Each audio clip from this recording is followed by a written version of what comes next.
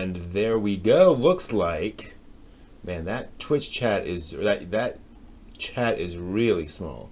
I'll have to tweak around, fiddle with the font size on that. Font size, there's font size. So I can make that font a little easier to read. Welcome Jack Saba, welcome Karian. And yeah, we'll make that a little better. Hopefully I can make that happen and it's not too crazy.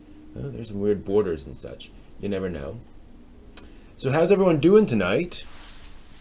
It is time for the live stream. I'm very excited for tonight because I'm feeling a little under the weather. And so I'm afraid that this might be a night of quick exits to other parts of the house, if you know what I mean. But we'll see. No worries. So, and I'm also excited because it is the beginning of the new anime season, the winter 2018 anime season. And this weekend, I will be going in and watching the first episodes of all those shows, assuming that I don't become massively ill. And so I'm looking forward to seeing what's coming out and what's on the docket. There was some really fun stuff last season, and so hopefully we'll find some more fun stuff this season. No problem, you're right on time, Jack. Glad you're here. So have you guys been watching anything this season? Watching anything recently, anime-wise? What's on your lists in terms of anime and such? What interests you would be the question there. Oops. Gotta get this thing. There we go. Get our sizes a little bit more tweaked correctly. I'm trying to think what I've watched this week. I don't think anything of note this week. Kind of recovering from some illnesses and from last week and such. But let me think. What has been new in the news, gaming-wise, or anime-wise, rather? It's been pretty quiet for me, which is perfectly fine. That is the reality.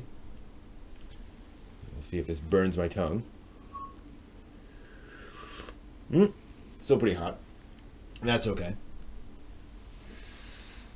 Actually, been kind of a frustrating week because of the lack of time to get stuff done and to make progress in some other projects. So it's been kind of a let's be quiet, let's slow down kind of a week, sort of a recovery week, if you will. So I guess next week will be a lot busier. Such is life. All right, you know what? I think I should go ahead and do the news. I should mention I have decided what we're going to be doing for Otaku no Cooking tonight. Over there in the kitchen, I'll be making some macaroni and cheese tonight from scratch. That's right. Cooking the pasta, all that kind of stuff. We'll see how that goes. And definitely looking forward to that. I'm making sort of a single serving, or sort of a 1 or 2 person serving of mac and cheese, and see how that works out. But let's move and transition to the news, and we will cover all that stuff, and then get back to the rest of the stories and what's kind of going on. All right. Welcome back to the news for the week ending Friday, January 12th, 2018, where we've got quite a lot of news this week, actually. Beginning with some news from Hayao Miyazaki on his latest work of anime, which is coming out March 21st, but it's not what you think it is. There's a new short film Hayao Miyazaki made called Boro the Caterpillar. It is I believe it was a 14-minute short film that will be premiering at the Ghibli Museum starting in March. So this is not a general purpose release. It's not a feature film. This is a concept he's had for actually many years, going all the way back to Princess Mononoke. He wasn't sure whether to do Boro the Caterpillar or Mononoke, and ended up going off and doing that film, for which I thank him. But Boro the Caterpillar, or Kemushi no Boro, will be released on March 21st, which is a little early. They had basically, up to this point, said they'd hoped it would debut at some point in 2018. So the fact that it's coming out in March is pretty darn good. It was originally planned for July of last year, but things got a little pushed back. So if you want to watch it, unfortunately, you'll have to go to the Ghibli Museum in Japan, but maybe someday you'll be able to see that. Moving on to some other anime announcements. It was revealed this week that we will be getting a anime film out of the Saga of Tanya the Evil. An anime film project. We are not sure yet whether this will be an original story or whether it will just adapt the existing anime series, or what else is going on there. But definitely a new anime film for that franchise, which certainly made a splash when it first came out over here in America and Japan, really. So good on them, and we'll have to see what that's going to be like. No release date or even release year yet. No, we'll see. Speaking of anime films, A Silent Voice, Koi no Katachi, will be released in a few select theaters in the US February 2nd. Head on over to 11 Arts for the list of theaters. Pretty cool. No information about Canada yet, just US locations so far. This will be screening the English dub of A Silent Voice in the US. Lexi Cowden will be playing Shoko Nishimiya, which is cool because she also is deaf. So that's kind of a really neat concept, and a bunch of other anime voice actors in it, known anime voice actors working on the dub here. So that's cool. Us over here in the US, we will be getting A Silent Voice sometime soon. Moving on to some news from Funimation with the new 2018 winter anime series launching.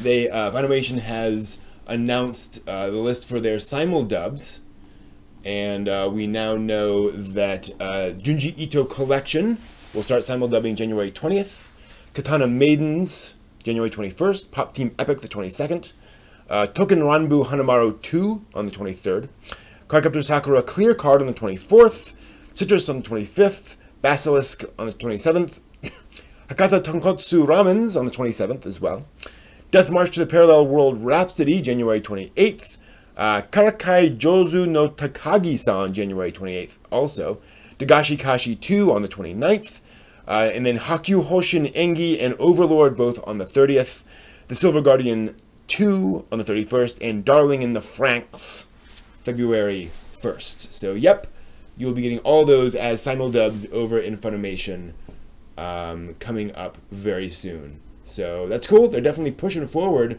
with that whole thing. And their simuldubs. That's a lot of anime to simuldub. Pretty crazy. Crunchyroll, for its part, announced several more licenses. They've announced that they have a license. Let me see if I can get this up here. There we go. They've licensed. I have these in alphabetical order. Hakyu Hoshin Engi, which is about which is a fantasy series based on a manga from the late 90s, actually. So that's kind of interesting. It's about fantasy world and adventuring in a fantasy world kind of a thing. It sounds kind of fun. Then there is Marchen Madchen. Sounds to me like basketball anime, but it's actually about a sort of an international Hogwarts sort of a concept. Basically, girls get chosen as to have magical powers, and magical powers are granted them, and then they have to go to this school. So it's about a bunch of girls from all across the world who are all in this one same magic academy. This actually has already premiered, but Crunchyroll will be releasing that over here as well. Then there's the Silver Guardian 2, which I'm not as familiar with. That is obviously season 1 of The Silver Guardian, which is about a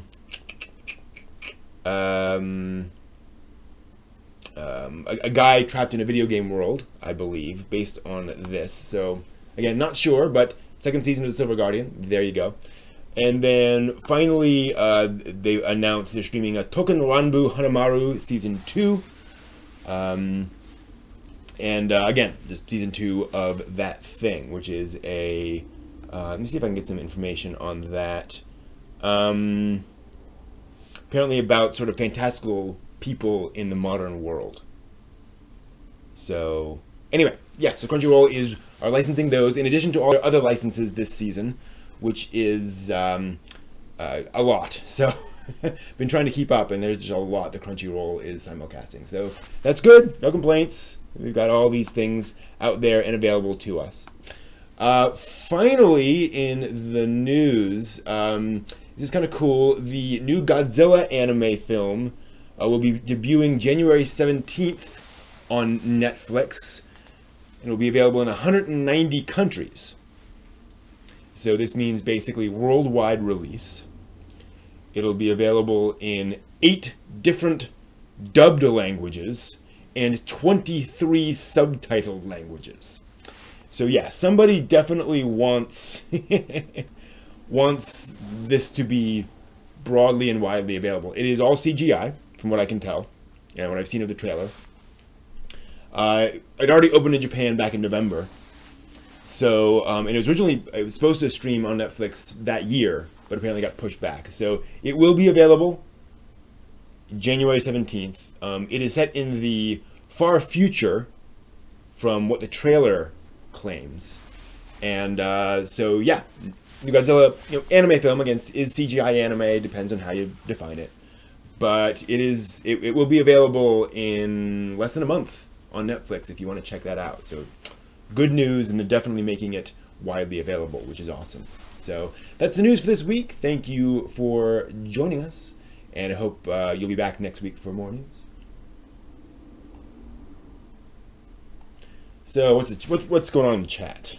What are folks talking about? Hey, Red.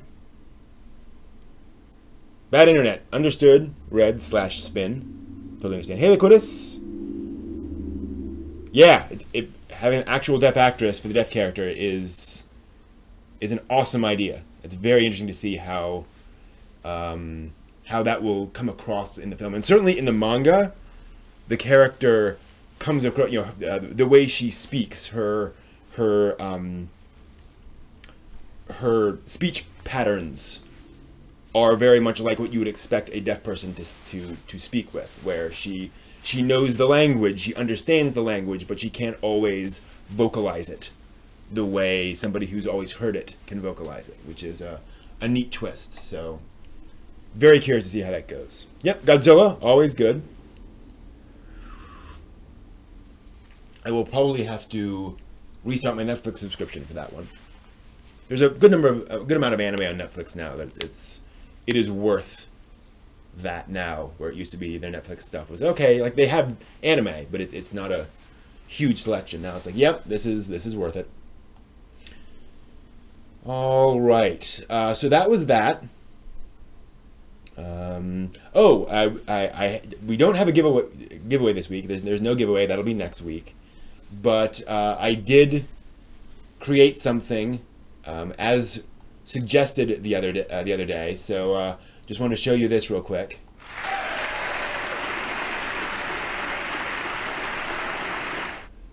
So we'll have that for the giveaways. Hey Fisher, good to see you. So always, I was glad to be able to put all that stuff together. It's kind of fun. All right, so that was the news.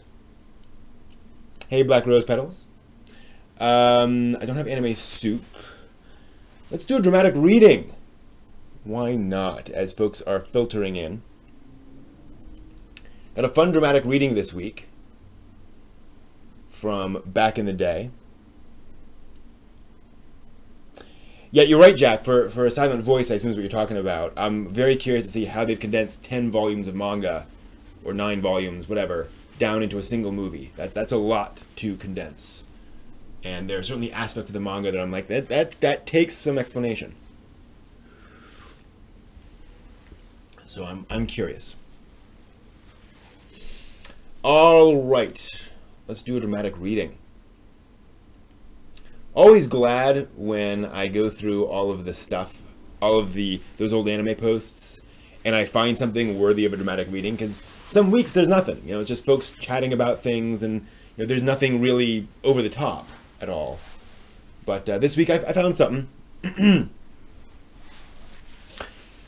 This week we return to an anime forum from 20 years ago with a topic on how, well, there's just no more good anime being made.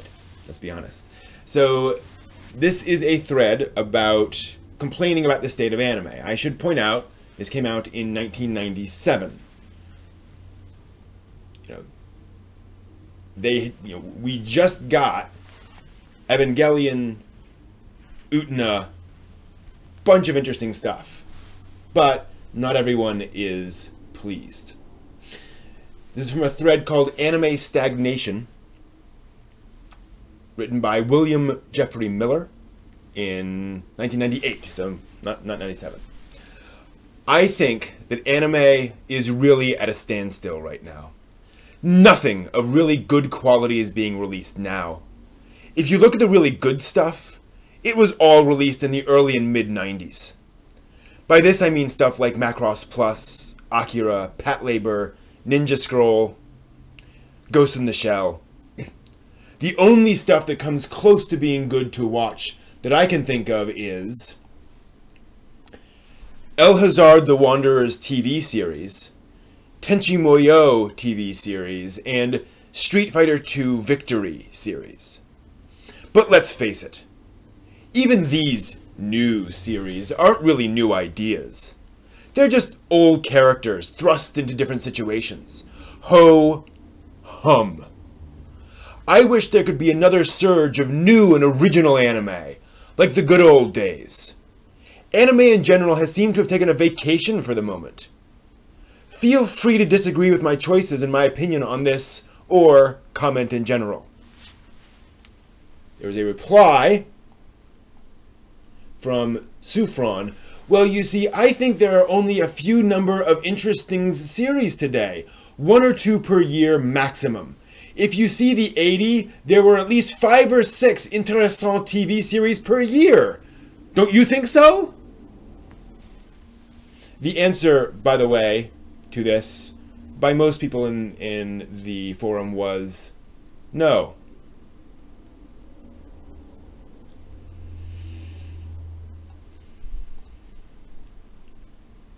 So yeah, that's pretty ridiculous. I'll be reviewing Cutie Honey this week. Spin to win.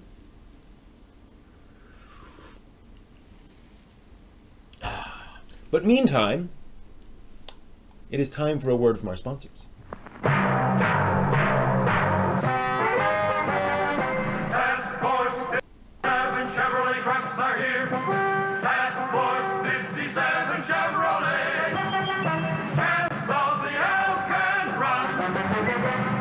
There's a road that lies under northern skies toward the land of the midnight sun. It crosses the crest of the great Northwest, and it's known as the Alcan Run. And from Dawson's Creek with a task force fleet of the 57 line, we'd blaze the way for Chevrolet to conquer the Alcan grind. Our engines were sealed, our tanks were sealed, for once we were underway, every mile of that ride would be certified by the seal of the AAA. Cameo Carrier 57. 1-ton panel 57. Dump body tandem axle. Van panel body low cab forward. 5-speed transmission tractor trailer. Tractor trailer Powermatic. The trucks of the task force fleet. A great new champ in every weight, a mighty 6, a great new 8. No other truck so up to date is Chevrolet, the champion of them all. Fighting dust, fighting time on that long northern climb. Alone against all nature's might, these trucks made by Chevy, light, medium, heavy, roared into the wilderness night. The lightning flashed, the hailstorm crashed, the rain turned the road to paste.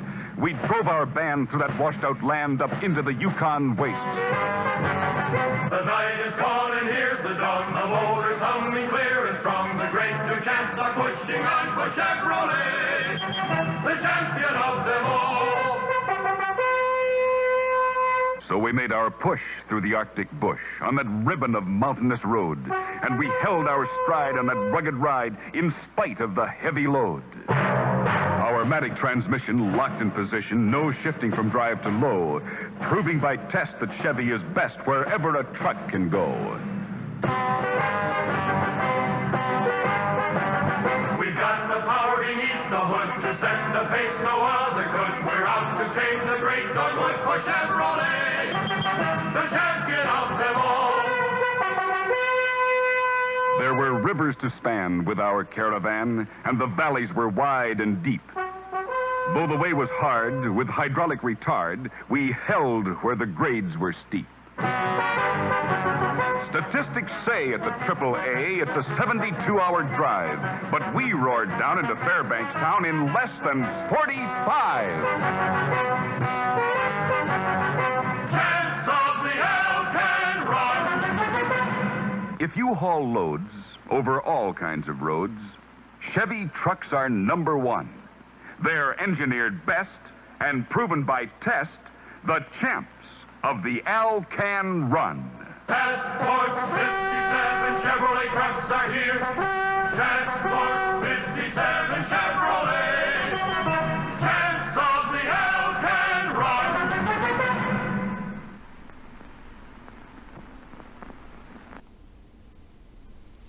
And we're back. Yakushiki, awesome name by the way, is asking what kind of alcohol is in this cup. This cup is full of hot tea, no alcohol at all. This glass is full of wine.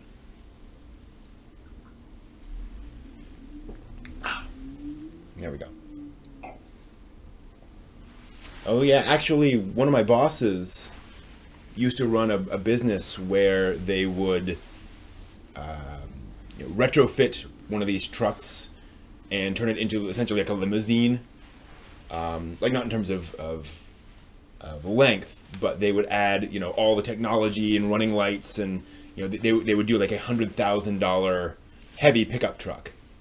Just add 2 or 3 times the amount of it onto the truck. It was pretty crazy, really interesting. That was before I knew him, but yeah, people will absolutely spend huge amounts of money for a really tricked out truck. And granted, these weren't just tricked out for random reasons. They were for people who have giant ranches and they spend all day in their truck, so they wanted it to be very, very comfortable. Yes, Leon, I have seen Victory Gundam. Not all of it. I've seen the first 10 episodes, I think, of V. Stand Up to the Victory.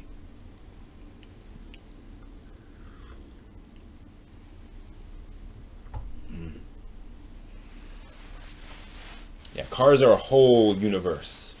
It's just pretty crazy. I should point out that my chat below, it turns out, is like 2 or 3 lines behind. So it's like I've got 2 or 3 lines of the chat that are not visible below what you actually see there. And I tried fiddling with it. I haven't been able to find the right crop and height settings to fix that. So I will try to make that correct, but just FYI, you're not seeing the most up-to-date stuff down there on the chat below. But that is that. So let's move on to the review, and then after that we'll get into the great debate. This question of how the anime industry could attract more American fans. I think it's an interesting topic. But until then, hey Master Chief. Let's go ahead and review Cutie Honey. Oh, I should pull up I have some notes over here I just want to make sure I can refer to. And welcome back to today's review of Cutie Honey, a 1973 anime series. And you may be asking yourself, why should you care about an anime series from the early 70s? Well, I'll tell you. Because Cutie Honey is about a female action hero who fights crime and does so with wacky comedy and very violent action. She kills folks, like in every episode, although they're robots, right? But anyway, but very violent, and she also has this thing where whenever she has this ability to transform, kind of like a magical girl, but she's a teenager, and whenever she transforms into a different outfit, a different costume, basically, her previous outfit completely shreds off of her. So she's nude for like a second between those outfits. So you can kind of get a sense for the intended audience for this, right? So it's kind of that kind of a show. But let's get into some of the basic elements of what this thing is beyond those concepts of the premise. It is by Go Nagai, who was famous for doing a lot of these kind of sexier, more violent concepts at the time. And it was originally meant to be more of a light action series with a female protagonist, but it got moved to a shonen time slot, and so they added violence and nudity to it, basically. But so Cutie is a teenage girl who lives at a convent, actually, or like a Catholic girls' school, but she lives there, and then her father is murdered, and she goes and tries to find out what's going on, and it turns out there's a big conspiracy around this criminal organization that's trying to actually attack Honey and get this thing from her. And she's actually an android. Why not? Like, let's throw that in here. So it's basically kind of a violent magical girl series with a liberated teenage protagonist. The reason I'm using air quotes is because this is technically a magical girl series. It's not magic, it's actually supposed to be science. She has this thing inside her that transforms matter into energy, or it can create matter out of the air, because why not? And this is kind of the thing that the bad guys are going after. So there are transformation sequences. They're actually nude transformation sequences. And she transforms into this fighting version of herself and goes and fights bad guys. So it follows the basic premise of a magical girl series. But the protagonist is this teenage girl who is a girl of the 70s. She has no problem wearing mini skirts and flirting with boys. So there's this interesting tension where it's very much not a typical magical girl protagonist into this thing. It's multiple genres all colliding at once. So let's talk a little bit about the animation, because it is, early 70s. And it is very early 70s in terms of the character designs, in terms of the art style. But it does have a very high animation budget by 70s standards. There's a lot of action in this thing. I was actually very surprised. A lot of action anime series will have a lot of padding in the episode before getting to the action. And there's a lot of action interspersed throughout the entire episode. And there's a lot of movement. I mean, they cut corners in typical anime ways, but not in ways that suggest that they don't have the budget for their animation. It also has this stylized form of movement and animation, in the sense that characters can, leap onto the second story of a building. They can... Cutie Honey dodges bullets at times, just because she kind of sees where it should go. It's over the top. She kicks people without really having the leverage to do so, that kind of thing. But it's an action series and it's fun. It's not meant to be realistic, so that's cool.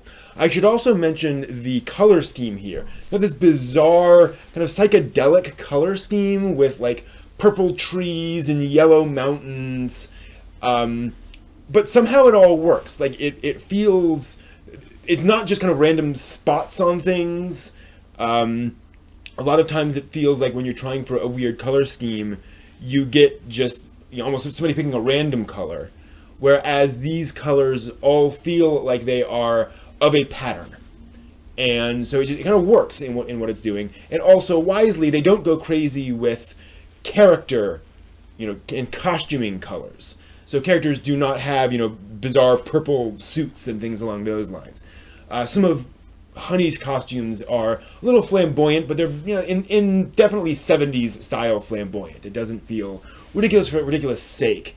And that art style actually makes the show kind of unique and fun in that way.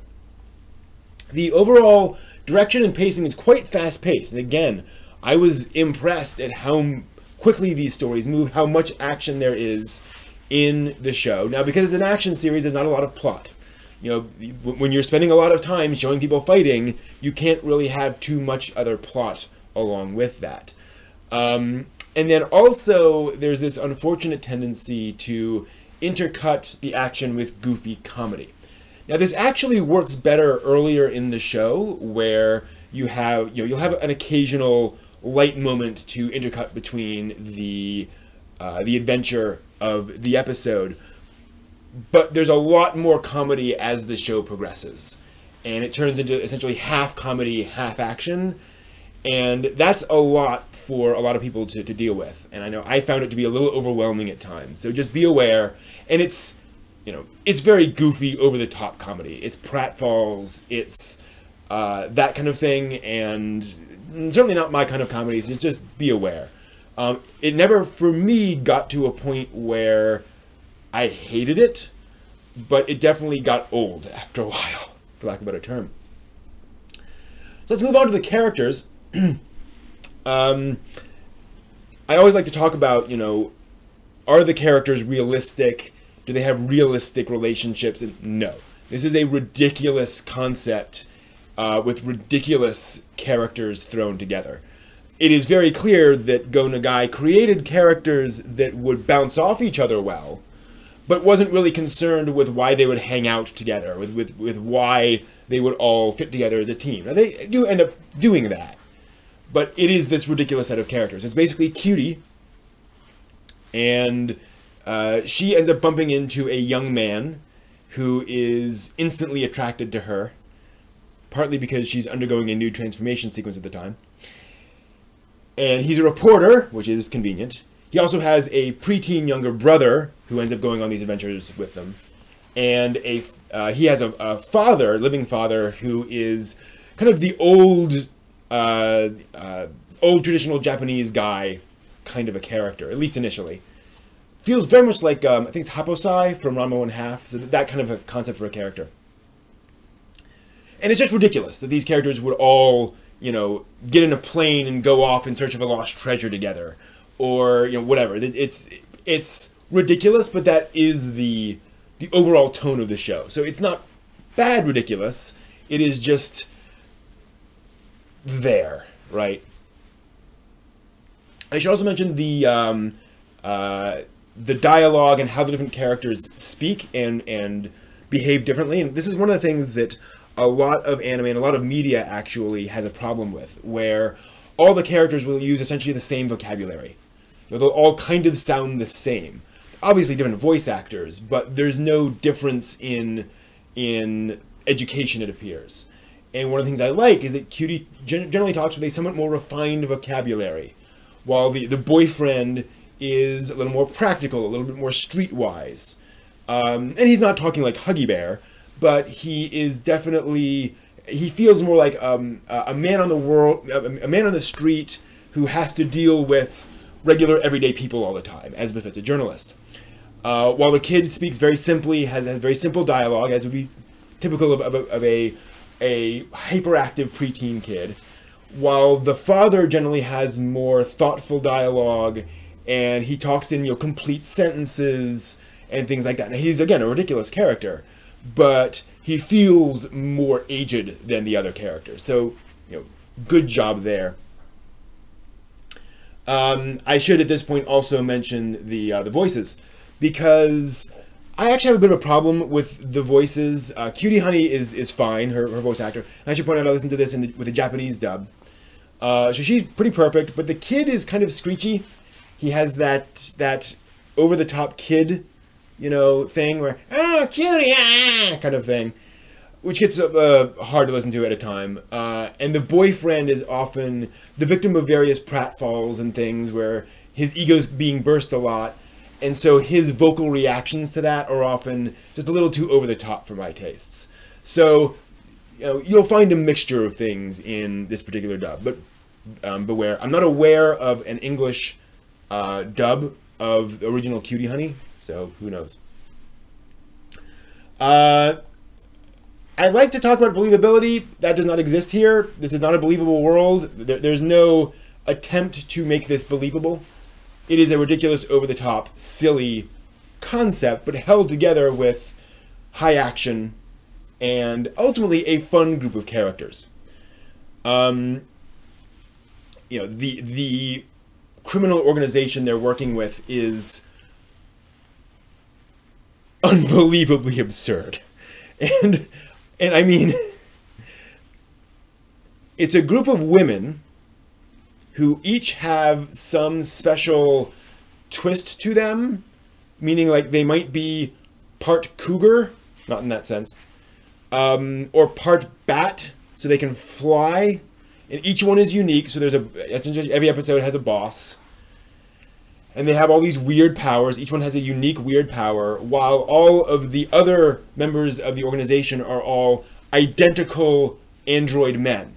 And when I say identical, it's literally the exact same character design for all of them, same coloration on the outfits, all identical.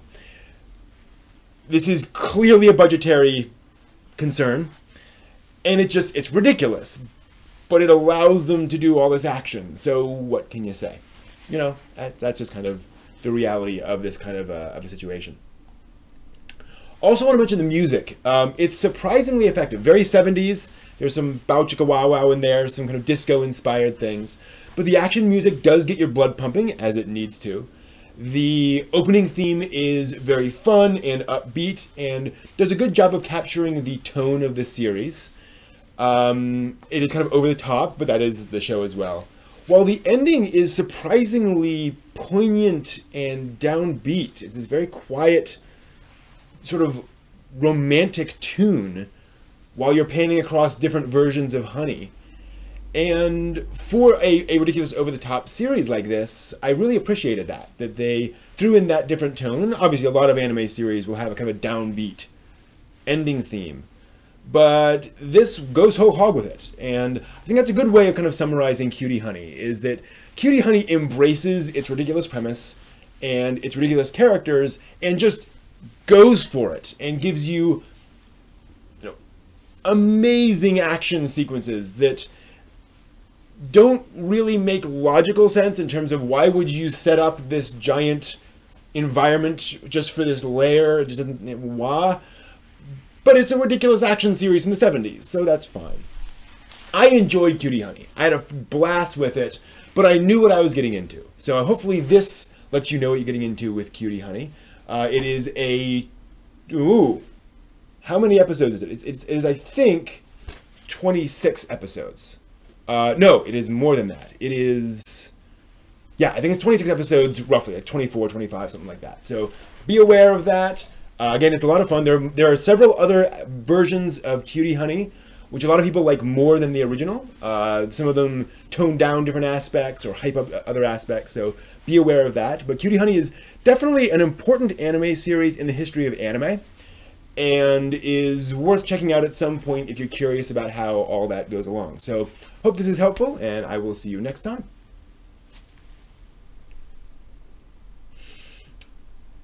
And let's see what folks are talking about in the chat room here real quick, and we will go back in a second.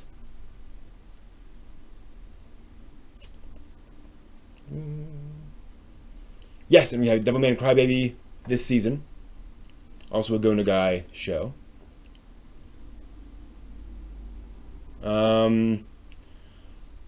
Are there, so Spin, are there any shows that you have changed your mind on? Okay. Interesting. Yes, definitely. I have changed my mind on Lane, actually, Serial Experiments Lane. That used to be my favorite anime series of all time. And while I'm still amazingly impressed by it, my admiration for the show remains where it was.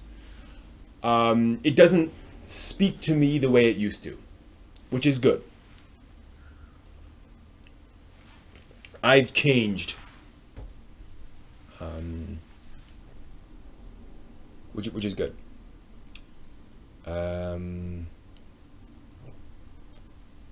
Yes, so Fisher, I was talking about Kino's Journey, or Kino no Tabi, and that gender confusion was deliberate.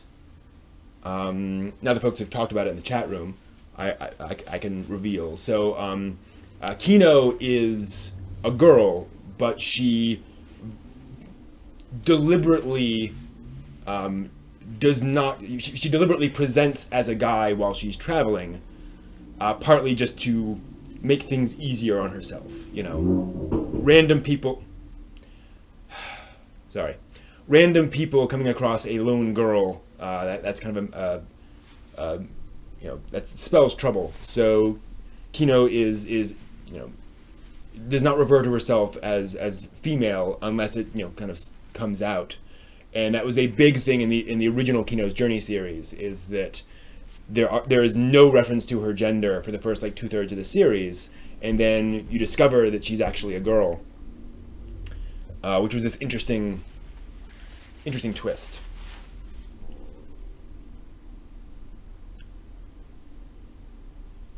Yeah, Go Nagai's effing weird, and very deliberately so. He was pushing the envelope. He's kind of the R. Crumb of manga back in the day, except he had commercial success.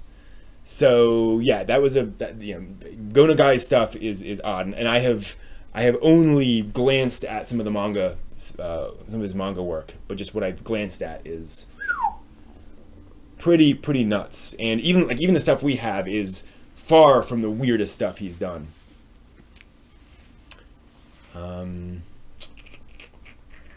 Yeah, it would be great to see the Godzilla animated film in broad release over here. It's not going to happen just because of the the economics of that. It just costs way too much to do it.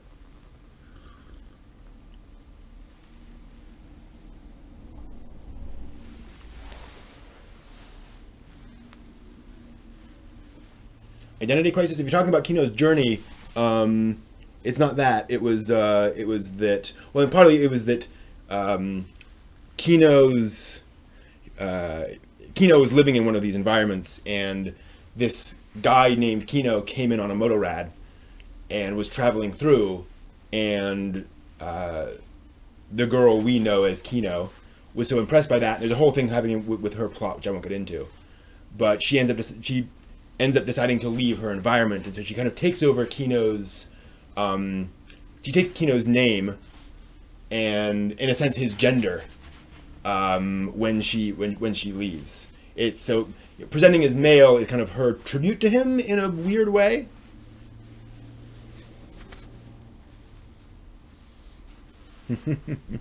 I understand that I absolutely appreciate that desire, Dopey33.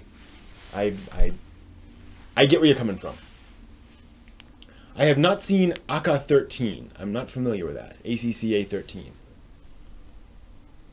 I read Golgo 13, but I have not seen Aka 13. This weekend, I will be watching all the premieres, or 95% of the premieres from this season, so that'll be fun. Wish I could stream it, but that's just, there's no service in which I could A, do that and then just B, kind of do it reliably. Like I could use Rabbit, but it would fall apart after a few hours. So,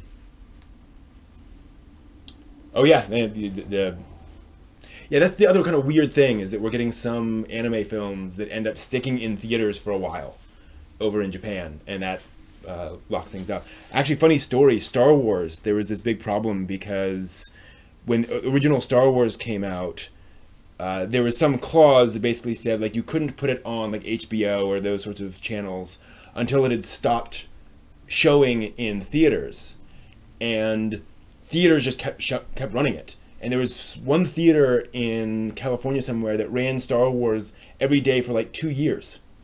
Episode 4, I'm talking about.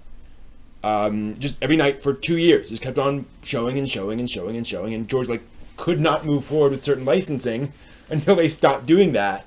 And they're like, well, you let us have this copy of the thing and it's making us money, so we're going to keep on showing it. People.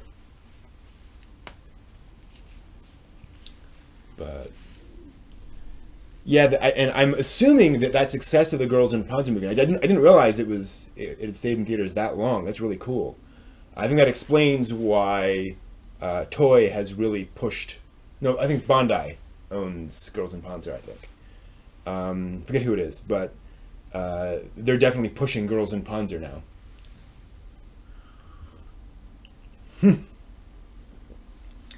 Yeah, no, absolutely. And we got a really fast turnaround time on movies these days. Partly because just theaters, there's such an appetite for movies in the theaters that as soon as one movie's hit theaters, there's 3 more waiting in the wings for that to finish so they can get in theaters. So,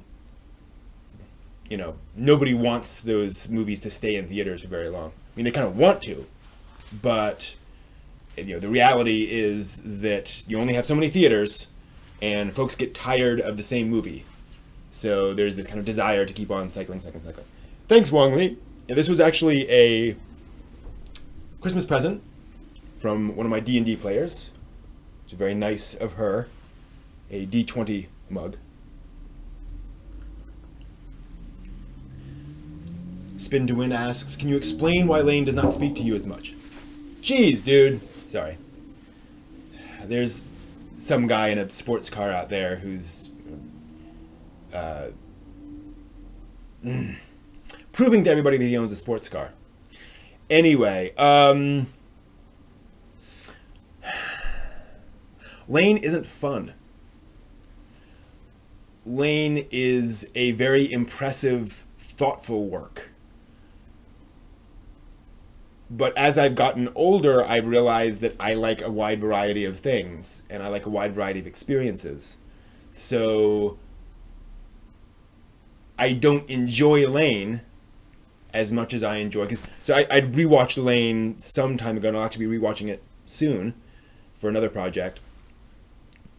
And not long after that, I rewatched the original Tenchi Muyo OVA and realized just how much I loved the tone and the feeling and the upbeatness of Tenchi Muyo, much more than Lane. And they're different experiences, and that's fine. But that made me realize that, to me, favorite anime or favorite work means pretty much no matter my mood, no matter my feelings at the time, I can sit down with this and enjoy it. And I can sit down with this and it will speak to me. I will always want to watch this thing while it's my favorite. And just that's no longer true of Lane. I can still certainly sit down with it and watch it and be impressed by it. And love it. But there are lots of times when I'm just like, I don't know. I'm not interested in that anymore. The other reality is that I've watched Lane all the way through at least 3 times now. And I'll probably do it a 4th time. And I own, obviously, a lot of Lane material. So I've kind of... I've answered a lot of the mysteries of Lane. A lot of the stuff that intrigued me because I wondered what it was. I've come up with my own explanations for those. Things that at least are a reasonable explanation. So it doesn't excite me as much, right? It's creatively dry in a way, and that will change when I go and rewatch it. But different things speak to you more or less at different times in your life. So that's the reality of that. And I keep referencing this thing. So one of the things I've put on my to-do list for 2018, my project list, is to go back and analyze Lane from, I think, 5 different angles, and just go through it and basically, basically scene by scene, episode by episode, write down thoughts on Lane from different perspectives. Just really go deep on that show and look at, you know, different references to technology and science fiction and religion and all these things, and kind of document all these different references and touch points in the show and make a bunch of videos about that. So we'll see. Yeah, kind of burned out on Lane, I think is not inaccurate. Or more, I have consumed that so often that it doesn't have the same freshness it had when I watched it the first couple of times.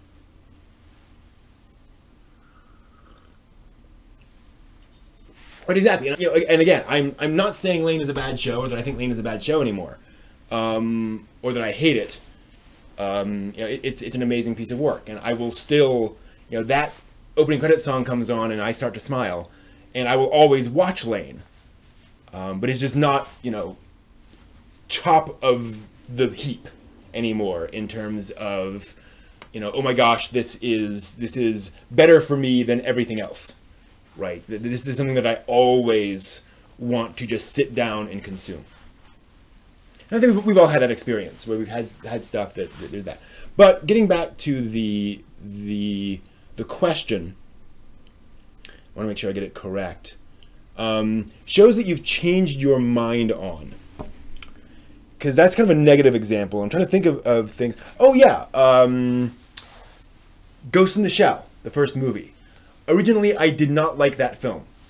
I thought it was overly long, it was overly slow. I did not appreciate a lot of the imagery and a lot of the symbolism in that film until I read certain articles about it and certain sort of academic analysis of that movie.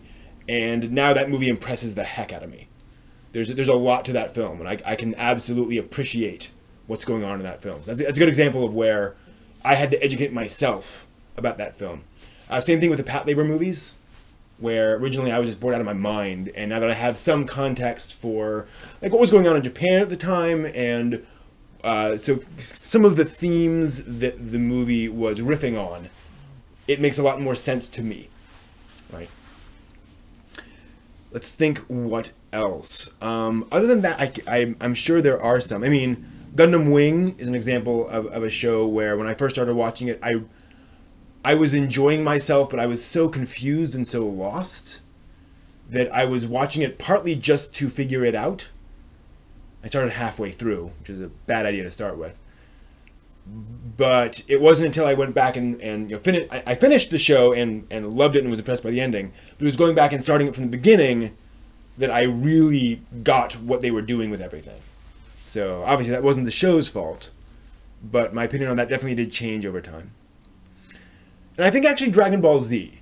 I just couldn't stand Dragon Ball Z for the longest time. I thought it was the dumbest show, the dumbest anime series I'd ever seen. And it kind of is. I'm kidding. There are much dumber shows than Dragon Ball.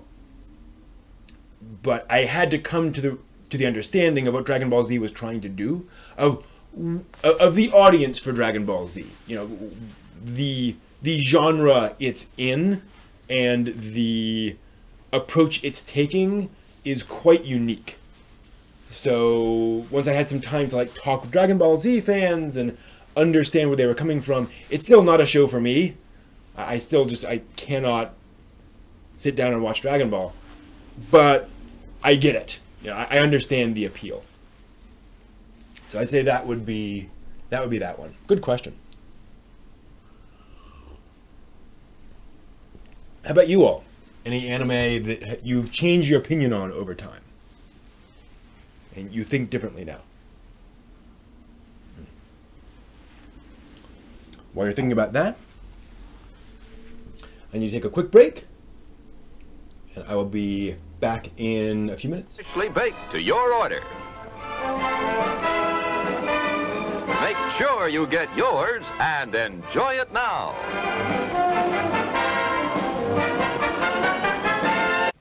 It's 4 minutes till showtime. What's your pleasure, sir or madam, and all you kiddies too? Sandwiches, freshly made from quality ingredients, soft drinks, cool, tangy, and refreshing. A hot dog? There you are, tender, juicy, done to a turn with some fixings. Hamburgers, ma'am, just the way you like 'em, meaty, moist, and broiled to perfection. Soft drinks, kiddies? Take your choice, cold, tingly with flavor, all your favorite soft drinks for your selection. Something to eat for everyone, soft drinks to make your evening complete. Delicious, fresh, and satisfying to help your entertainment reach the peak of family fun. It's 3 minutes till showtime.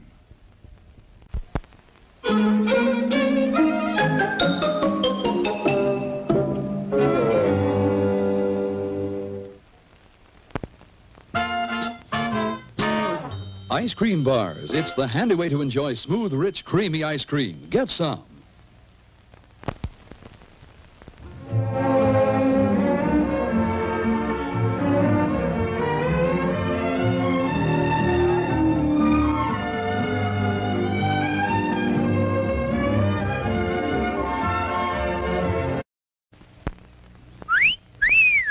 Yes, sir, the hot dogs at our concession stand do rate an appreciative whistle.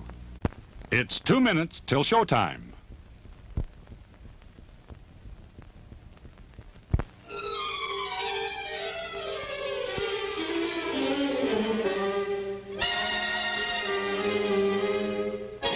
Yes, there's an air about hot coffee that's hard to resist. Full-bodied, refreshing hot coffee makes any time a pleasant interlude. Won't you have some now?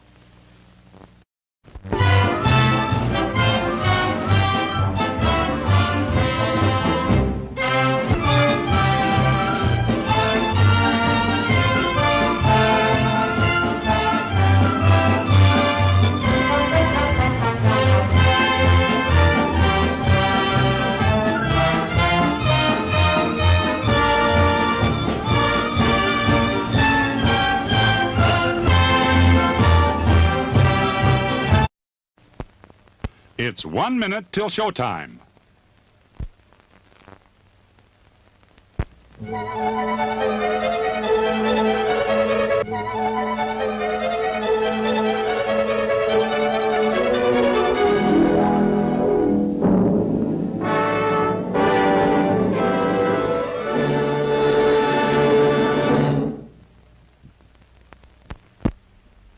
Please remember to replace the speaker on the post when you leave the theater.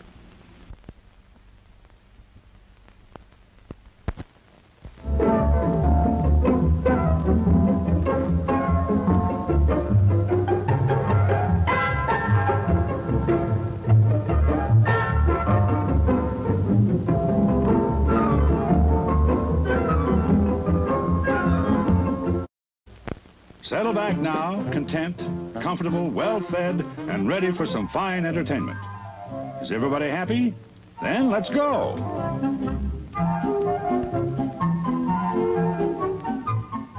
It's showtime.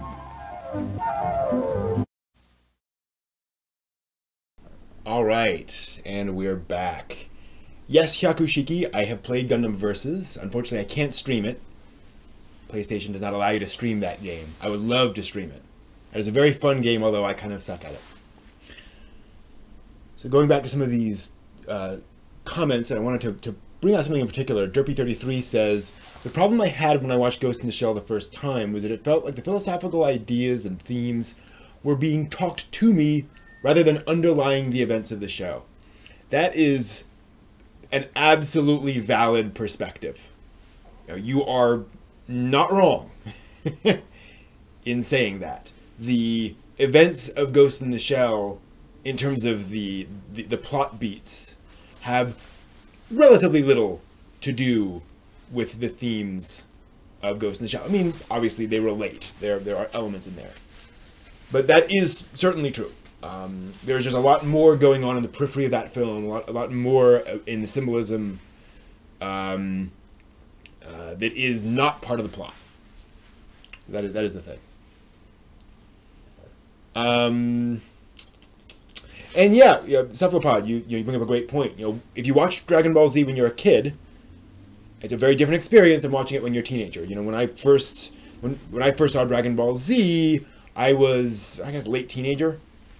And that's a good age for some people, but I'd grown past it. I was too old for Dragon Ball Z when I was exposed to it.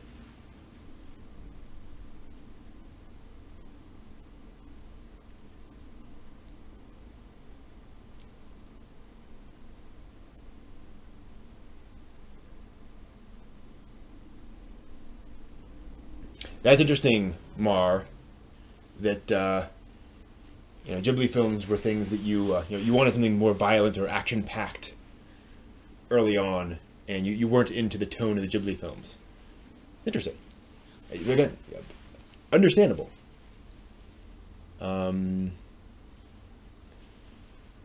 Yeah, Jack Sasha, that's a really good point. Like, that's another thing that I had a bit of a problem with early on as an anime fan, is that I was into the more mature, sophisticated, adult-oriented works, the Macross Pluses. And I wasn't as into the goofy comedies as I am now. You know, the idea of Slayers as this ridiculous comedy just didn't appeal to me, but I think I love Slayers now. Alright. So, let's talk about the Great Debate. We have not started that yet. Let's get into that topic. So I wanted to talk about this question that is often an undercurrent in anime conversations, but not brought to the surface, which is the fact that anime has always been a niche thing in America. It's never really broken into the mainstream in the sense of the average American watching anime. You could argue that, you know, the average American kid watches Pokemon, right? But the average American certainly is not watching Sword Art Online or Kill la Kill or, you know, Ancient Magus' Bride. Fair enough. So, the question is, what could anime as a medium, as a set of creators do to get more American fans? And I should also, you know, clear one other thing up, namely, this is not necessarily a great idea. I'm not proposing this to suggest that anime needs more American fans, darn it. Like, how dare it not have more American fans? This is the kind of thing that might have good effects, might have bad effects. And that we are setting to the side. Lots of things could have positive or negative effects. We have to narrow the question down to just what could be done to get more American fans, and once we get a grapple on that, then we can kind of think about the effects of those things, right? So yes, as Derpy says in the chat room, we're not asking if they should. If they should is a whole separate debate that is kind of off to the side for now. And I think part of that is looking at what works of anime did dramatically increase the number of fans over time. Certainly that would include Robotech, Dragon Ball Z. That was a bit of a slow burn because Dragon Ball Z was out, on various sort of random TV stations throughout America, and then it got on Toonami, and it's had this long life to build its audience. But it definitely got, a lot of people got into anime through Dragon Ball Z. Akira in the 90s, Ghost in the Shell movie. I think probably both of those. Certainly both expanded anime fandom. Pokemon, and I would say Naruto as the two big ones. There are others that are getting into that territory. Attack on Titan got a lot of anime fans, but I don't think it's on the same scale as those others, right? So just saying make better anime that doesn't really help. I mean that would get lots of fans. Period. The question is, how do we get more American fans? I mean, I would say Haruhi did not sweep Americans and the rest of the world off their feet.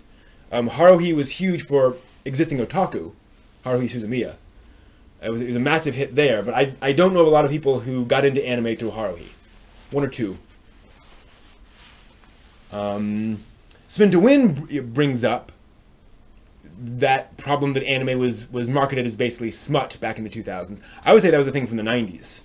That was the big misconception we had to deal with in the 90s, which was that isn't all anime tentacle porn, basically, right?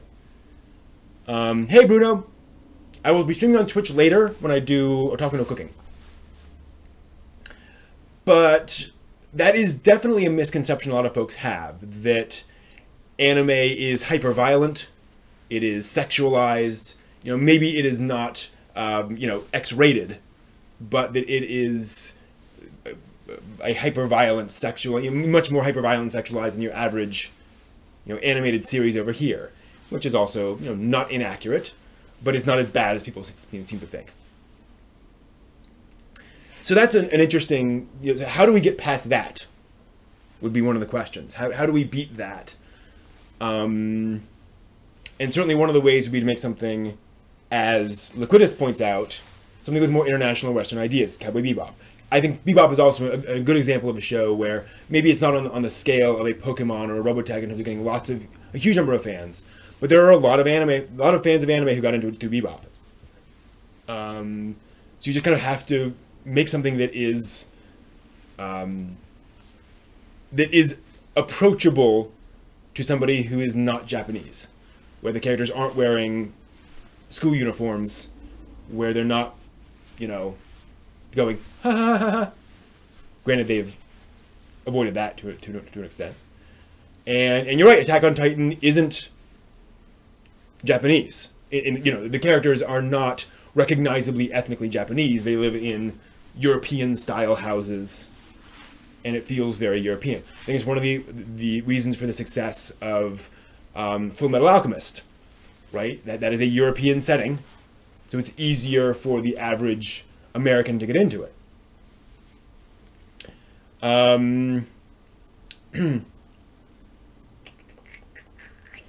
yeah, and certainly Trigun is something that the American audience latched onto for being very familiar. It's a sci-fi western. We grok that very, very, very simply. Now, Derpy33 brings up a great point in the chat room. High school settings. I think that's a great point. So much of anime is set in high school, and we don't really do that. We, over in the West, tend to have stories set in college, set in your early days as an adult, things like that. We're not really good with those things. I would say, Cephalopod, it's not so much about Americans aren't very used to dealing with other cultures. Most cultures aren't used to dealing with other cultures. Look at Britain. Look at, any country anywhere has difficulty dealing with other cultures, right? So I don't think that's a problem that's unique to America. Heck, look at Japan, China, Korea. In other cultures often have to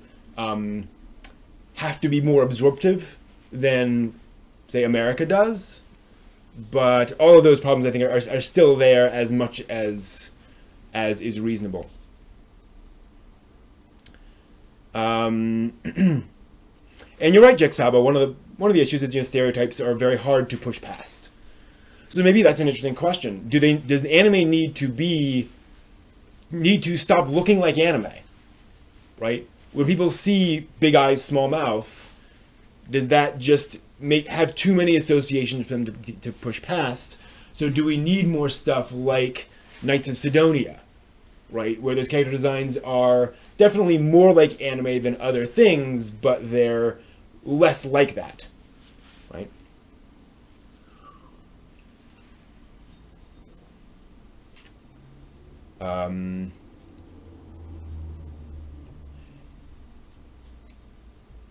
And certainly, you're right, Psycho New Type. There's the visual appeal is part of what makes anime appeal to us, right?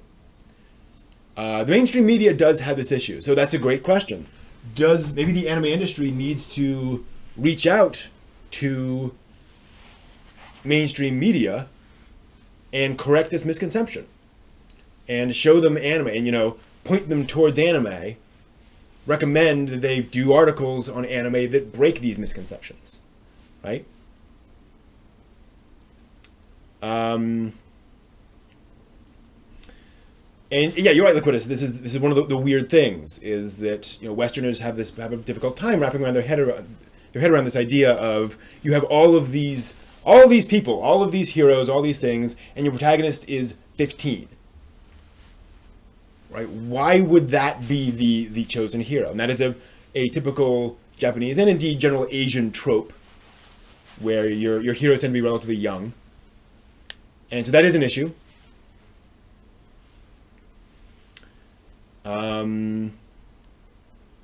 Well, Bruno, I don't know. I mean, the proportions in Japanese games, I don't have much, you know, exposure to that, to games. I think in terms of animation, the proportions are as wacky in anime as they are in other forms of animation. But games are certainly different. Although I think that's, I don't know. We're getting off topic with this, but I think that's actually a weakness in Western games, that all characters have to look realistic. You know, stylization is for some reason bad unless it's pixel art, which I think is just bizarre. But that's me. Yeah, and so that's a good point, Derpy. Netflix commissioning anime is a big step in the right direction. Having these things available, although, you know, my concern is that Devilman Crybaby is not going to make people think that anime is less violent or less sexualized. I have not seen any of it, but just based on the posters and the teasers and so forth. You know, that's a big violent show. I think that has as much likelihood as reinforcing the stereotypes as breaking them.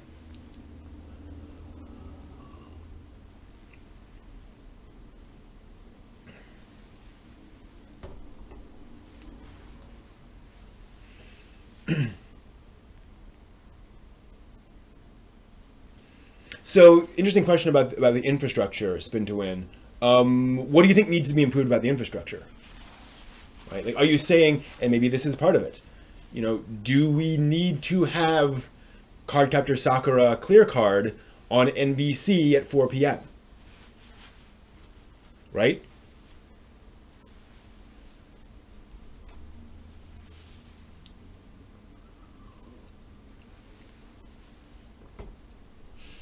Right, and that's what I'm asking, Cephalopod, is there's definitely an imbalance, so how do we correct that? How do we change that? How could the anime industry change that imbalance? What do they need to do?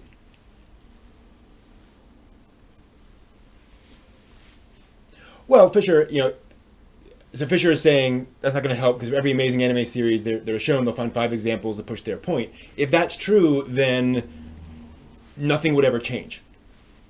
Right? No opinions would ever change ever. So there's got to be some solution to that.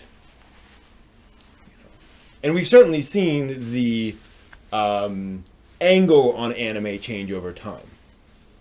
You know, the average article about anime today is much more informed than it was in the past.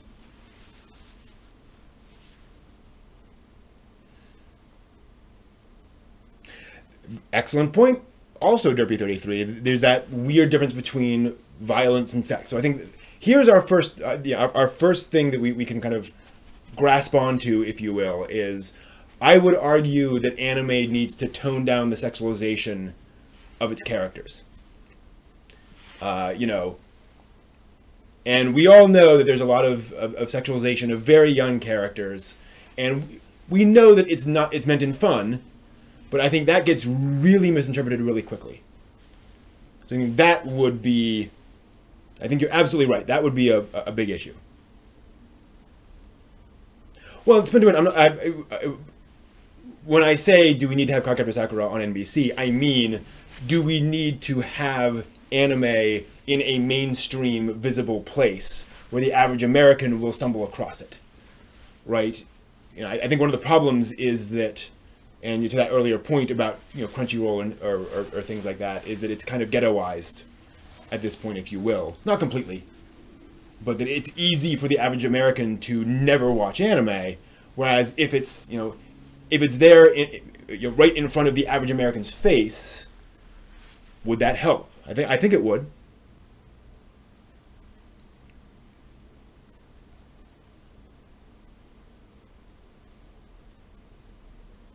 Exactly, Derpy. You know, we all appreciate the occasional Gynax bounce, or the occasional hint of a panty or panty shot or whatever. By the way, a lot of panty shots in Cutie Honey. I should have added that in the review. Every episode of Cutie Honey has multiple panty shots. And that's a great example of this thing where it's like, the average parent, the average person is going to see that and think, oh my gosh, they're sexualizing this girl who's, I think, 16 in the show. But still, that is a hard stop for a lot of people. And let's be honest, like you say, the scene of Mirai and the kids bathing in 1979 Gundam, on the one hand, in context, is very innocent. On the other hand, you have to say, well, then why is it in there? Like, why did they bother to show only the female characters nude? Right? There was an element of fan service in those scenes.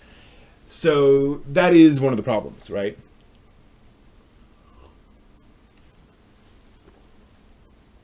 And by the way, I don't think TV or cable TV will die.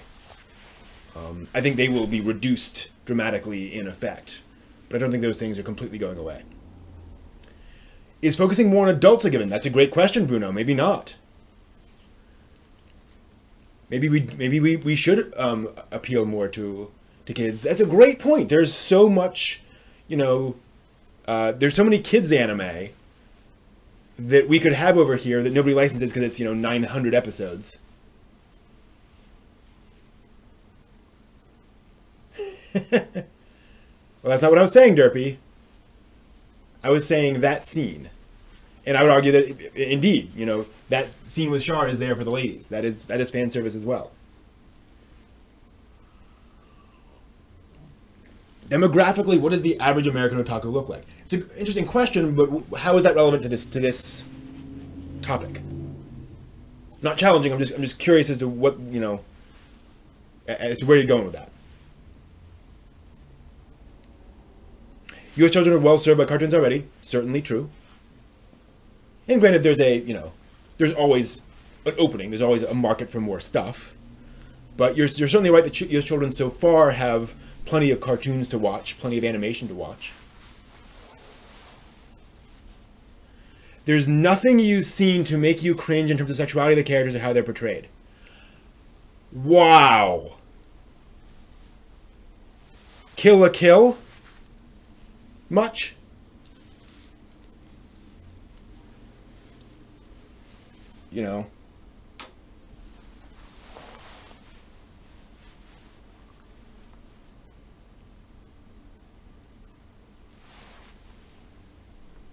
I mean, I'll put it this way. A lot of people will not buy Xenoblade Chronicles 2 on Switch because of the main female character's, the female character sidekick's revealing outfit. And she's wearing much more than you'd wear in a bikini, but that is a revealing outfit, right? And I'm not saying that they're wrong to say that. It is a revealing outfit.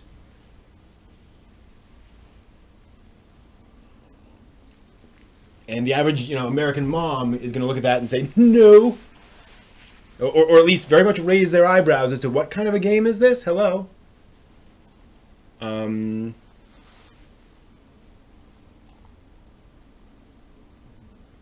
Well, and certainly anime will never appeal to 100% of the population. That's a given. The question is, if it only appeals right now to less than 1%, how can we make that 20%, right?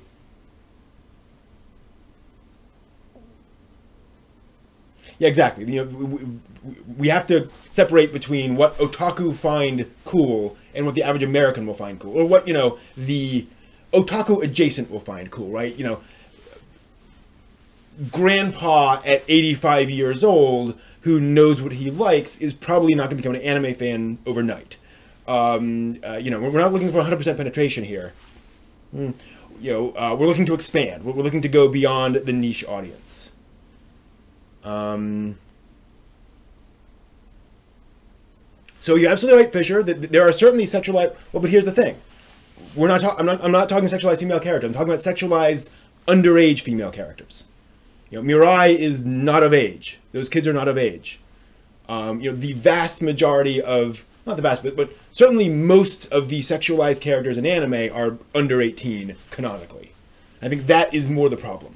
It's not just that they are sexualized, it's that they are, under 18. Certainly under 21.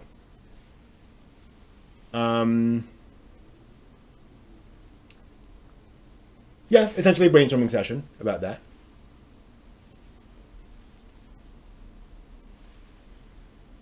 Well, you don't have to get very far into Kill la Kill to see how much they sexualize those characters.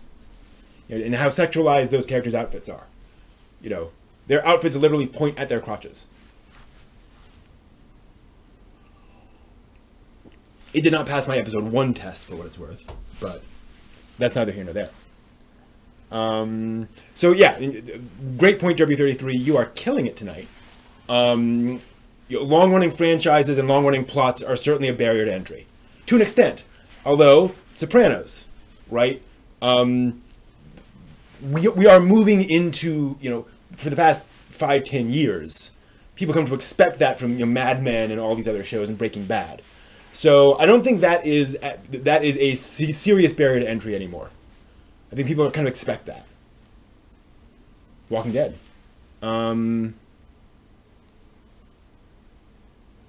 Yeah. I don't think you can just say all the characters are 18 now. Wish we could, and I know you're joking, but yeah. So yeah, but I certainly think sexualization of young characters is something that's holding it back, right? For better or worse, for whatever reason.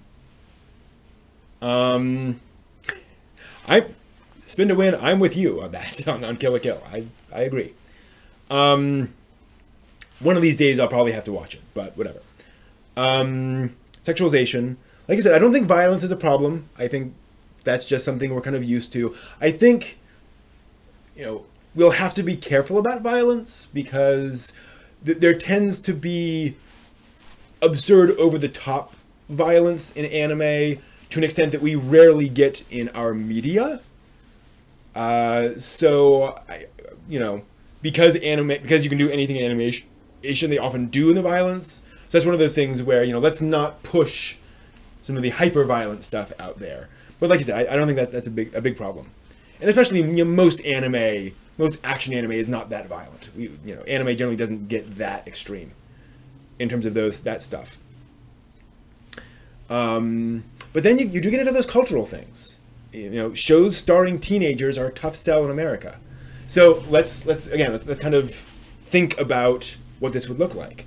So imagine more anime starring adult characters, maybe young adult characters, and let's say like Omagadas as an example, or even Pet Girl Sakuraso, where it's characters in college, right, or about to or around college age characters. I think that is something that we could handle more, but would still be young enough to be still dealing with their problems. And I totally grant that high school is different from college, and it's definitely different. College in Japan is very different than college in America. But I think that would help. Or young adults. Had this problem with one of my anime panels where somebody said, I want more anime that's like Ghost in the Shell. Anime that is about groups of adult professionals working together. I was like, we came up with one or two. But that's just not anime's thing. And I think that kind of stuff would definitely have a chance of breaking out. More anime about adult professionals. Certainly, Darker Than Black would be an example. Criminal investigation setting. Ghost in the Shell has the problem that it's near future, and it's a very specific version of that future. It has very specific technologies that Shiro thought of. So it's less approachable than your average sort of near future kind of sci-fi show. So I think that's a problem. And it's it's kind of like The Expanse, where sci-fi fans adore The Expanse, and they can show it to a non-science fiction fan who might appreciate it and enjoy it, but The Expanse is not going to appeal to the average American, or, you know, much beyond the science fiction world.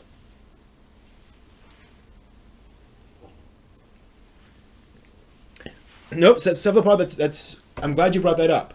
Americans are not used to drama in animated form. So, do we need more goofy comedies? You know, what if America was flooded with screwball comedies in anime form? You know, Nichijou, or whatever. And then now Nichijou does, you know, it's very much set in a Japanese school. But in, you know, Azumanga Daioh or Akadocha or whatever. I've not seen Monster, but I'm aware of it. So yeah, I agree. Something like Monster would definitely appeal to a general American audience. Yeah, I think Ghost in the Shell could find its audience. Actually, well, I disagree because of the Major's outfit. I have a good friend of mine who enjoys anime. She is an anime fan, and she cannot take Ghost in the Shell seriously because of her outfit in Standalone Complex. You know, walking around in a bustier all the time, in a corset, is, you know, is just absurd to her, which it is.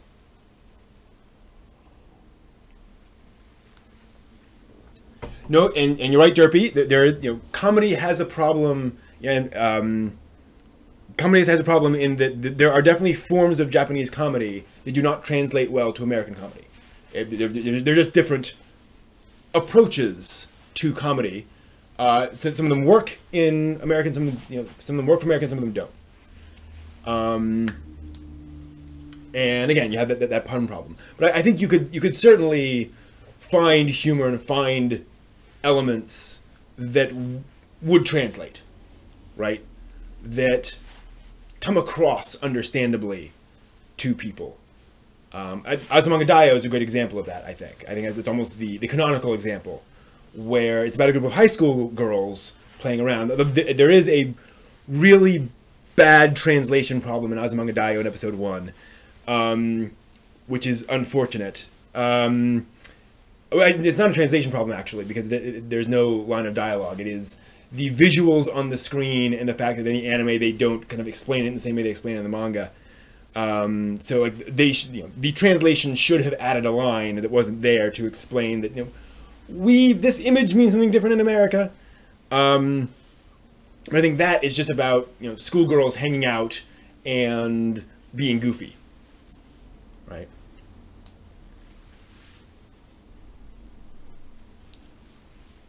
So Ghibli's something definitely to talk about.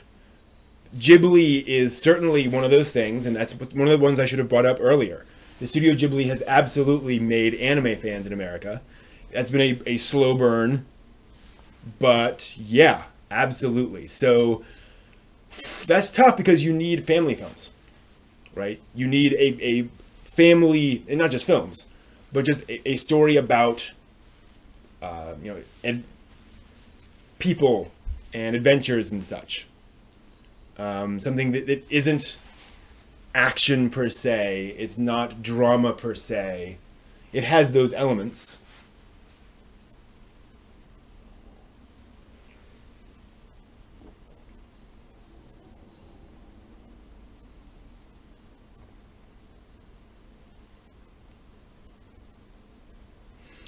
Spin to Win, you have not met a lot of Steven Universe fans, right?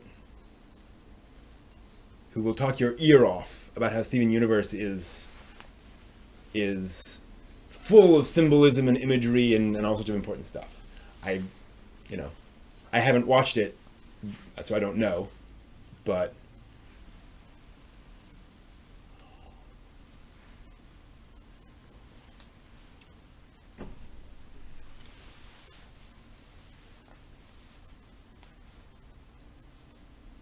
or yeah, Boondocks. My gosh. Boondocks, definitely. And I mean Batman the Animated Series. That's a dang impressive show. But anyway.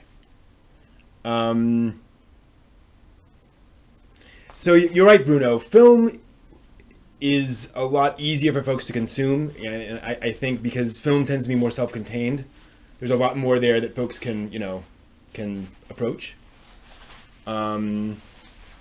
Yeah, Batman the Animated Series was animated in Japan. That's absolutely true. So that's an interesting question. Is that maybe TV is the wrong, the wrong paw to grab in this? Maybe we should think more about films. That films is worth approaching. And that gets to the point that, Akira and Ghost in the Shell definitely worked to get more anime fans.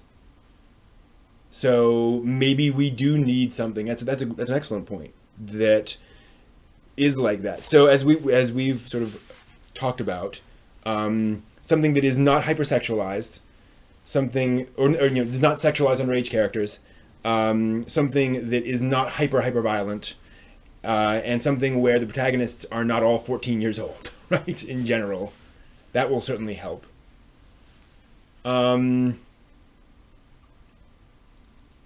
Yeah, exactly, Derpy, and you bring up another great point, Derpy, which is finding stuff, or if the industry could build stuff that the average fan is going to be comfortable recommending to somebody.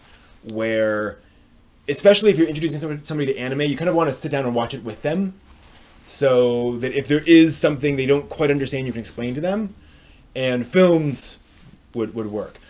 Recognizable voice actor. Interesting question, interesting point, Psycho New type. So Armitage the Third, the film, famously was dubbed by Kiefer Sutherland, and oh gosh, I'm forgetting the female actor's name, but a famous female actor. They dubbed Armitage the Third partly for that reason, because it was a violent science fiction movie. They felt that they could actually, this could actually appeal to a broader audience. The problem is that they were not very good voice actors. Great actors, but they just, get them behind a microphone and it didn't really work. But that, I think, has been fixed. I think we're now at a point where we can get recognizable voice actors. And, the industry has self-corrected for that. That there have been enough recognizable film actors dubbing things that we can get past that. Although a lot of times when you see a recognizable voice talent credited in an anime film, often a lot of their lines were actually dubbed by a cartoon or anime voice actor who matched their voice. But that's a whole nother thing. So yeah, I think that would certainly, that would be huge. Get some films that work for the American audience.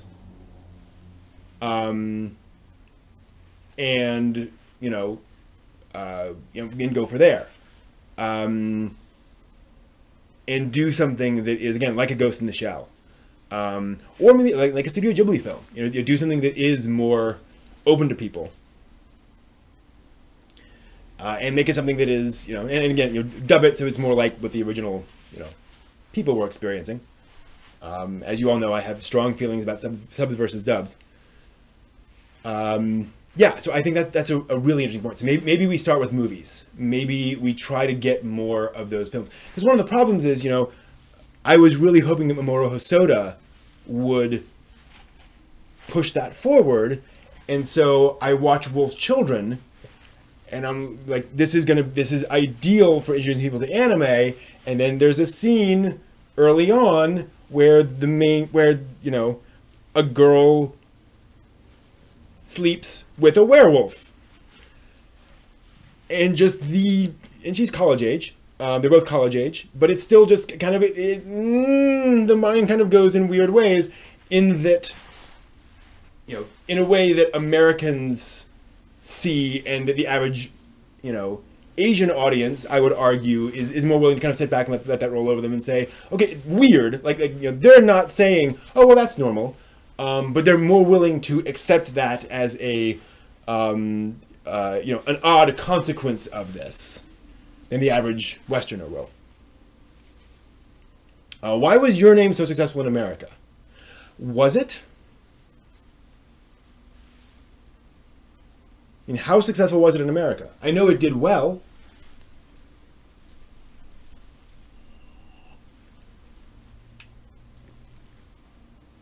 I know it did better than the average, you know, anime film that just kind of appears and then, you know, is out for half a minute in theaters. And I'm not trying to be, you know, dismissive there. I'm honestly asking, how well did it do? Because that will help give us a sense of, you know, okay, was this a medium spike or a massive spike? Collaborations.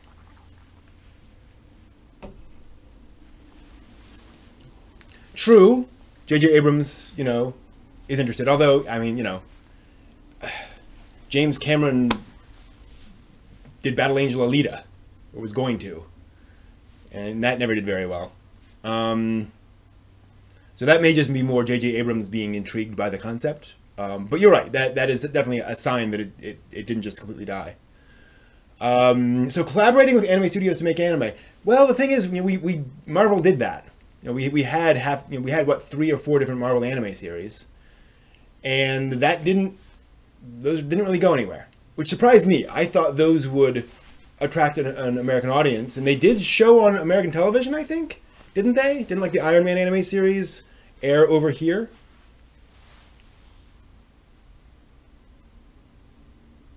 Interesting, Bruno, that, yeah, Your Name came out in theaters, no one really mentions it. And granted, that's one of the issues with theater releases, is that, yes, a lot of anime is released in theaters for a day. And which, you know, I'm not faulting the studios for the fact that they cannot afford to put $4 million into putting this in every theater in America, right? That's just impossible. But there we go. I would disagree that Your Name is Shinkai's worst film. I will put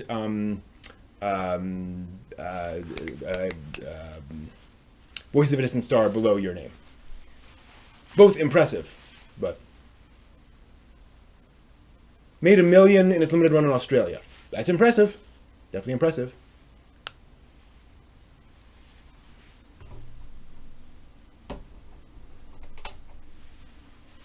So, but to that point, Your Name certainly got attention. It got a respectable theatrical release in the sense that, you know, it did not come out for 3 minutes, and people went to see it. It certainly got that attention.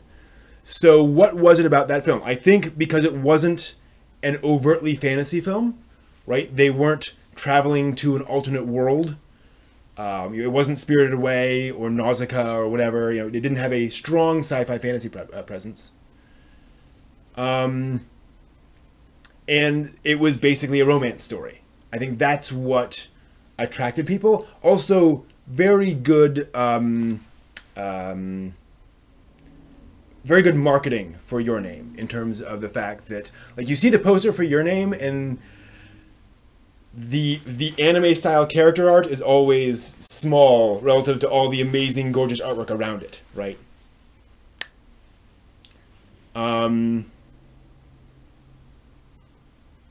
Yeah, and I don't think Adult Swim Toonami or Toonami are going to be the key there, because they just don't have the wherewithal. They don't have the budget to do anything big and long term with anime, unfortunately. Like you say, you know, you get Big O Season 2 and Furry Curry and things like that, which is great, but those are very niche things. They're very niche, you know, premises and concepts that they're funding. Even like IGPX, right? And unfortunately, Adult Swim goes through so many different ownership changes, so many different VPs working at different times, that they'll start working with something, and then it will, you know, it'll fall apart because a new regime comes in.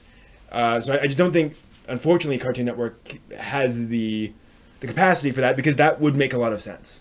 That would work in this very well, but I just don't think we can make that work. Annoying. But yeah, I love that. So films aimed at a about slightly older characters that doesn't sexualize them too much. Again, that's one of the problems I have with not the problems, but one of the difficulties with recommending Your Name to people is that, you know, it has a lot of characters of a guy essentially fondling another girl's breasts, right? Multiple times throughout the show, throughout the movie. And that's just hard to you know, it's hard to explain to people. You know, the average person, like, they get the joke the first time and then they're like, this is kind of in your face. So, okay, I think we have covered this really, really well. I want to thank you all very much for diving into this topic with me. I think this is really interesting. And this is not the last time we'll talk about this topic. We'll be coming back for more on this topic, on these sorts of topics soon. In fact, I want to talk about the question of what fans can do to make anime more popular in America. Right? Not just with those people over there, but what could we do to improve the lot of anime in America? But anyway, so again, thank you all very much for joining me, and we'll be back with more of this next time. All right, but we're not done tonight. Of course not. That was a great discussion, guys. Thank you. You think Americans are prudes? You need to travel the world more. Just saying, right? There are plenty of cultures way more prudish than ours. We're just prudish in different ways. You know, every culture has its own hang-ups. Alrighty. So I've done the review, the news, dramatic reading. We've done our debate. And like I said, I think next week, depending on how much time I have, so next week I'm going to be at a local anime convention in Baltimore, Maryland called Animore. If any of you guys can stop by and join me there, that'd be awesome. I know most of you are scattered across this great world of ours. But just letting you know about that. And but I do plan on streaming from there. And we streamed from Animore last year, and the hotel Wi-Fi was chunky and bad, but effective, if I recall. So I will, you know, we'll do another show from there next week, and I'm going to try, you know, approaching that in the future. I disagree with you that Americans enjoy lolis too. You know, that is a, you know, among the people I know, that is a hard no. That is a, not just a hard no, but like, if you bring it up, they will not talk to you again, kind of thing. Not that I, you know, bring that up a lot, but, you know, whenever I'm, you know, get anywhere near that topic, folks just clench up in America and just no. So, maybe you mean something differently, but that has not been my experience. All right, so now we get to move over to Otaku no Cooking, where I get to make some, this is going to be interesting, I'll be making some macaroni and cheese from scratch. So baking the pasta, doing the cheese. I found a ratio that I like, but as before, fair enough, Bruno. So as before, I'm going to be doing Otaku no Cooking on Twitch, because I can't really transition, I can't move this stream over to the other laptop. So I'll be doing that on Twitch, twitch.tv/geekarchaeology, and I'll be starting that in a couple of minutes. Meanwhile, you all get to enjoy another cartoon. So head on over to twitch.tv, and I will see you over there in a few minutes once I get everything plugged in over there, and we will do some cooking.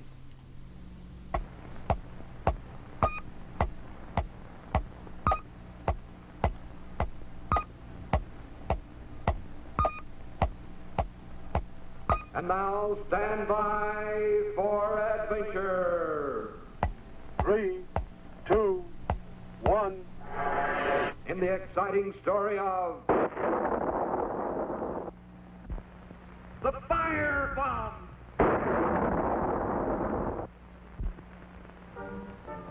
Of all the wonders of Futurian space science, none is more valuable to the people of the universe than Colonel Bleep's fantastic invention, the Futurian robot. One by one, these mechanical marvels have been skillfully trained to master every important duty of modern space life. The master robot Guidex is in full command of busy Space Station X-1. Control robot Synchro guides all traffic through the Milky Way Turnpike. Special mechanical engineers man all interplanetary transportation craft, from roaring space trains to small but speedy skyway cars. Step aboard, please. Indeed, without these skillful mechanical men on the job, interplanetary space life would quickly grind to a halt. But there is no need to worry about that, for there is enough high-precision Robolube in the great Futurian oil well to keep every robot running on perfect schedule forever. Fill me up, please. Yes, my clever mechanical friends. Fill up while you can, for at midnight you shall be dry. First, I shall empty your tanks. Then this powerful fire bomb is set to explode at 12 to destroy your life-giving oil well. Up, Grizzo! There's work to be done. Sizzling Saturn, Dr. Destructo and his pet gorilla are off to empty the oil tanks and set fire to the Robolube oil well.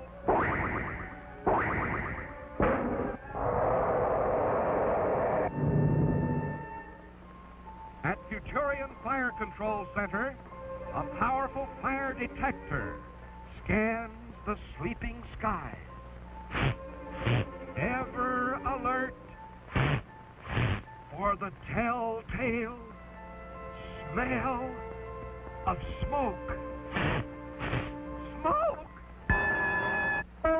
Great galaxies, Grizzo's firebomb has exploded on schedule. The Robolube oil well is a mass of flames.